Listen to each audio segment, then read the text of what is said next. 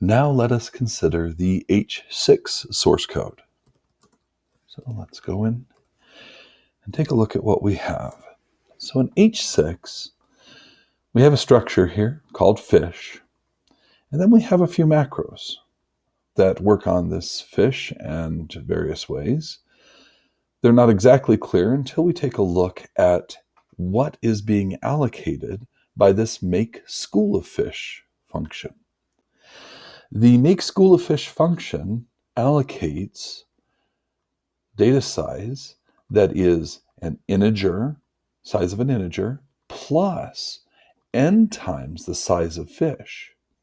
So if you can visualize this, we have an integer at the beginning of our beginning of our allocated data, followed by n fish structures. So now we can take a look at this particular these macros, and see what is actually happening with this allocated pointer. School count macro is taking the pointer, it's casting it to an integer pointer, and then it's dereferencing that integer pointer to give us the dereferenced integer variable inside of our allocated data, the first element inside of our allocated data. So school count gives us an integer variable that we can set or read from.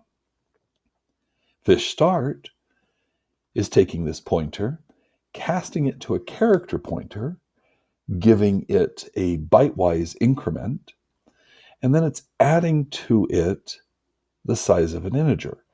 In effect, it's moving the pointer, or it's incrementing the pointer by the number of integers so that it can get to the first element of our list of fish.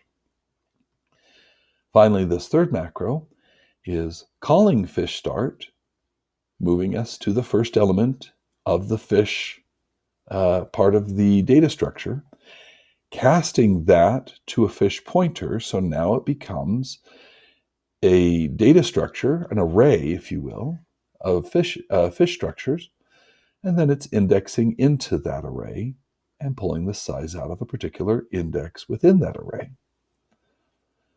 So now we can look down here and see that the first step is to get the school count integer variable and assign it a value. And then it loops through and finds each element in our fish array and assigns I to its size member.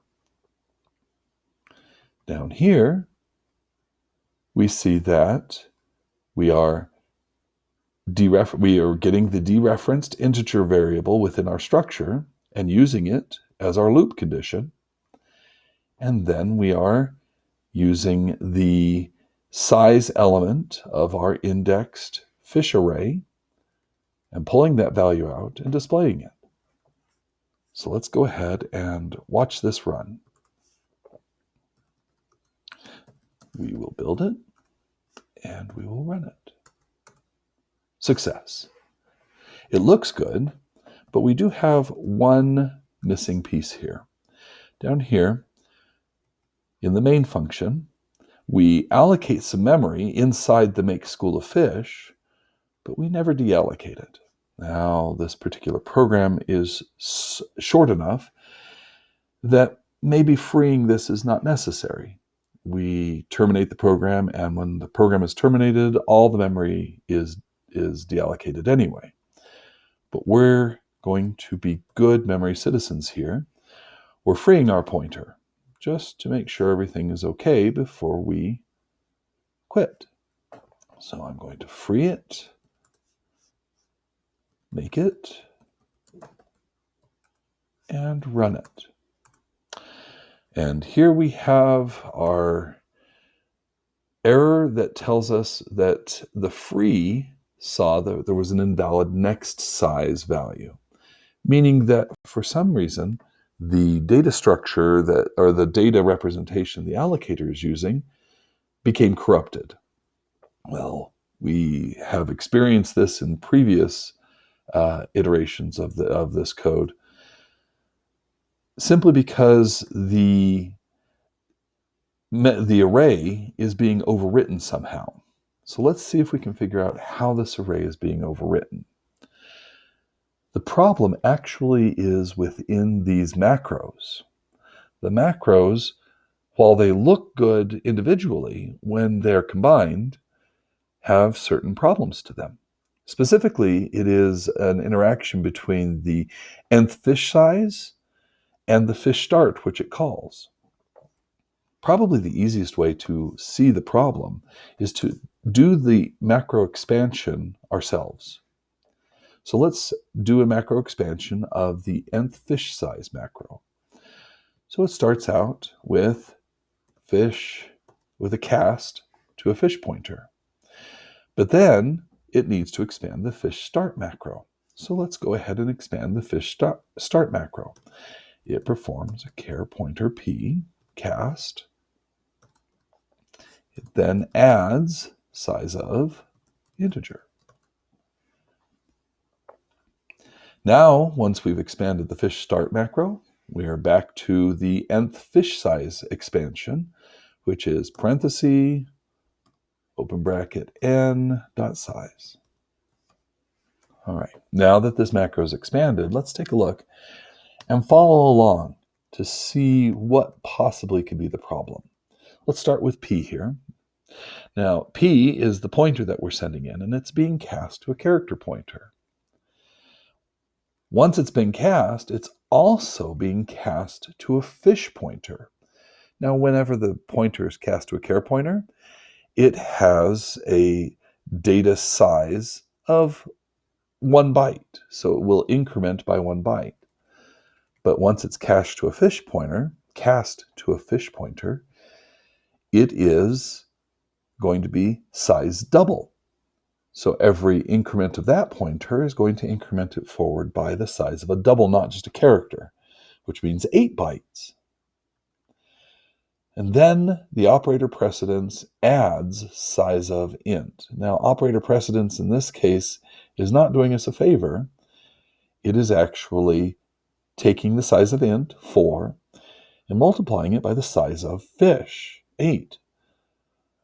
So it is, in fact, advancing it by 32 before it goes ahead and allows me to dereference or to index these particular values and do the size. Our problem here is operator precedence. Casting is a higher order precedence than the binary addition here. If I were to fix it here, probably the simplest way would be to add parentheses. And that would force the binary operator precedence before the fish pointer cast here. So what we want to do is we want to add a set of parentheses up here. Now I could add parentheses around here, around this, fish start, and this would fix the problem. But I usually find it is better to actually fix the macro that you want the precedence to be in right there. And now, when this expands, we should be able to maintain operator precedence, and we should not exceed the bounds of our particular pointer. So let's save this. Let's build it. And let's run it. And now it frees without any errors, just the way we want it to.